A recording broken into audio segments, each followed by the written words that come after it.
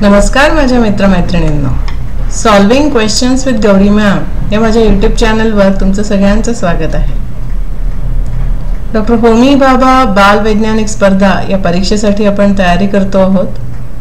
ही परीक्षा येणाऱ्या 8 नोव्हेंबरला आहे, तर त्या दिशेने आपले प्रयत्न असायला हवेत. अभ्यास आपण करत असतो, अभ्यासाबरोबरच प्रश्न सोडवून बघणं खूप आवश्यक असतं, कारण आपण केलेल्या अभ्यासावर आधारित नक्की प्रश्न कसे येणार आहेत याची जर आयडिया आली तर आपल्याला पेपर नक्कीच सोपा जातो. त्यासाठीच चॅनलवरती आधीच्या प्रश्नपत्रिकांमधून घेतलेले प्रश्न मी सोडवून दाखवते आहे. या ठिकाणी तुम्हाला 4ही ऑप्शनचे एक्सप्लेनेशन मी नेहमी देते, म्हणजे जी कन्सेप्ट आपल्याला प्रश्नामध्ये विचारलेली असेल ती क्लिअर होते. सध्या आपण प्रश्नपत्रिका 2024 मधले प्रश्न सोडवतो आहोत. बघूया आजचा प्रश्न काय आहे. आजच्या प्रश्नामध्ये त्यांनी एक वेन आकृती दिली आहे आणि सांगितलंय की आकृतीत निरीक्षण करून RQP संदर्भात योग्य पर्याय ओळखा. हा जो मोठा चौकोन आहे S हा पचन संस्थेतील महत्त्वाच्या ग्रंथींचा संच आहे. Q पित्तरस आहे, R टायलिन आहे, P जे आहेत ते ट्रिप्सिन, लायपेज आणि अमायलेज आहेत. पर्यायामध्ये आपल्याला दिलंय की यकृत, स्वादुपिंड आणि जठरभित्तिका यांचे वेगळे वेगळे कॉम्बिनेशन्स दिलेत.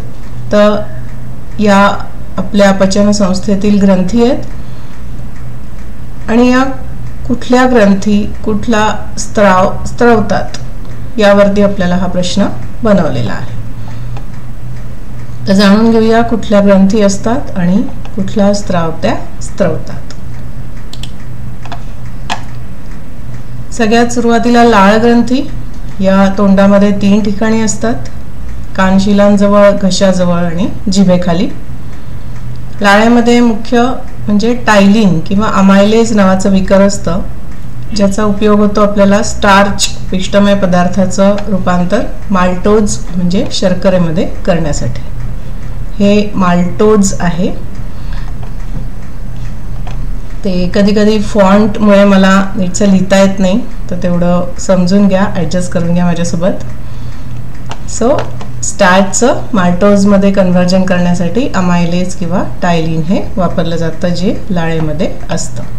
आपण नेहमी शिकतो ना की आपल्या अन्नाचं पचन तोंडामधूनच सुरू होतं, तर ते हाच पहिला पॉइंट आहे. नंतर यकृत नावाची ग्रंथी असते, ही शरीरातली सर्वात मोठी ग्रंथी आहे. हिच्याद्वारे पित्तरस स्त्रवतो आणि तो पुढे पित्ताशयामध्ये साठवला जातो. जसं जसं अन्न येईल पचन संस्थेमध्ये तसं त्यावेळेला त्या पित्ताशयामधनं तो पित्तरस अन्नासाठी पाठवला जातो. पित्तरसाचं मुख्य काम आहे स्निग्ध पदार्थांचं पचन करणे. स्वादुपिंड, स्वादुपिंडामधनं स्वादुरस स्त्रवतो, त्याच्यामध्ये अनेक विकर असतात. जसं ट्रिप्सिन आहे, ट्रिप्सिन प्रथिनांवरती ॲक्ट करतं, प्रथिनांच्या पचनासाठी आवश्यक असतं. लायपेज जे आहे ते स्निग्ध पदार्थांच्या पचनासाठी असतं आणि अमायलेज जे असतं ते पिष्टमय पदार्थांचं पचन करतं. तर हे 3 जी विकरं आहेत ती स्वादुपिंडाद्वारे स्त्रवली जातात. एवढं समजून घेतल्यावर बघा आपल्या लक्षात येतं की पर्याय B या प्रश्नाचं बरोबर उत्तर आहे. R म्हणजे टायलिन, लाळ ग्रंथीद्वारे स्त्रवलं जातं. Q म्हणजे पित्तरस, यकृतातनं स्त्रवतो आणि P म्हणजे स्वादुपिंड, त्याचे हे 3 विकरं आहेत, ट्रिप्सिन, लायपेज आणि अमायलेज. याच्याशिवाय बघा जठरभित्तिकेमध्ये ही काही ग्रंथी असतात. जठरभित्तिकेतल्या ग्रंथींद्वारे काही रस स्त्रवले जातात. जसं जठरामध्ये हायड्रोक्लोरिक ॲसिड येतं, त्यानंतर म्युकस येतं. ठीक आहे, या गोष्टी. तर पर्याय B या प्रश्नाचं बरोबर उत्तर आहे. याच प्रश्नपत्रिकेमधून घेतलेला आणखीन एक प्रश्न बघूया. खालीलपैकी कोणत्या औषधी वनस्पतींचा उपयोग मलेरिया व कर्करोग उपचारासाठी केला जातो? बेल व सदाफुली, सिंकोना व सदाफुली, दालचिनी व सिंकोना आणि सदाफुली व बेल. तर नेहमीप्रमाणे या पर्यायांमध्ये दिलेल्या प्रत्येक झाडाचे औषधी उपयोग जाणून घेऊया, म्हणजे आपल्याला उत्तर शोधायला सोपं जाईल. सगळ्यात पहिल्यांदा बेल.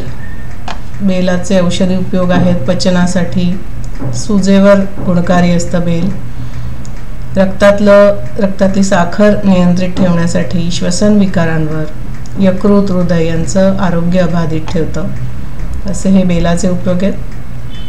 बेलपत्री आता आपण श्रावणामध्ये महादेवाला वाहतो, तर ते कारण हेच आहे की आपण या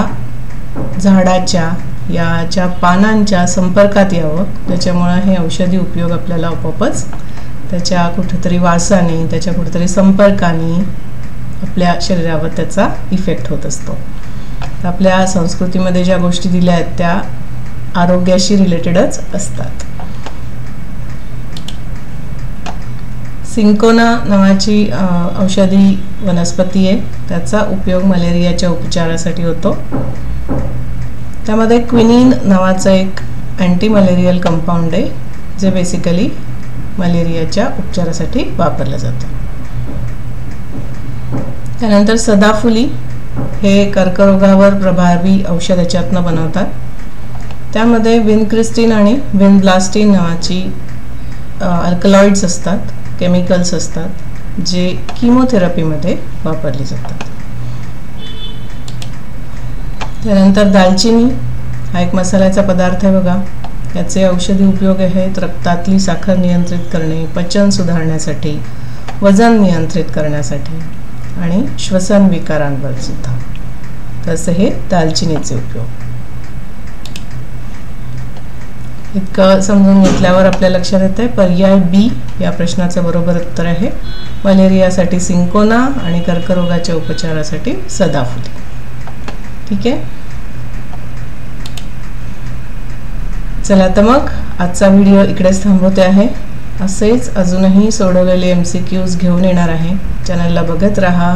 लाईक, शेअर आणि सबस्क्राईब नक्की करा. भेटत राहूया. All the best. टाटा.